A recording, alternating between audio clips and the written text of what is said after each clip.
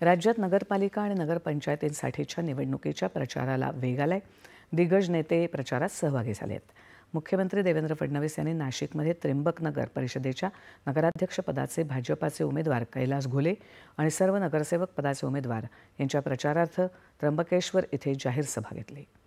विकास आणि संस्कृती या दोन्ही गोष्टी सोबत चालल्या पाहिजेत हा पंतप्रधानांचा मंत्र प्रत्यक्षात आणून सरकारचं काम सुरू आहे। नागरिकांना मूलभूत सोयीसुविधा देऊन प्रश्न निकाली काढून सामान्य माणसाचं जीवनमान उंचावण्यासाठी काम करायचं आहे असं ते म्हणाले।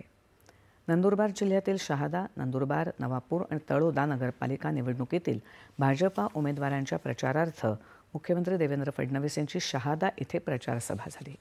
शहाद्याचे उमेदवार मकरंद पाटील यांच्यासह 4ही नगरपालिकेत भाजपाचा विजय निश्चित आहे असा विश्वास त्यांनी व्यक्त केला।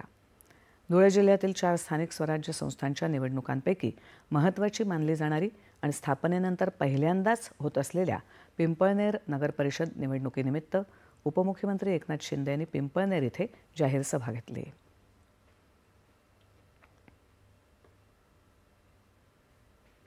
लाडकी बहीण योजनेबाबत विरोधकांनी कितीही अडथळे आणण्याचा प्रयत्न केला तरी योजना सुरूच राहील असा पुनरुच्चार त्यांनी केला।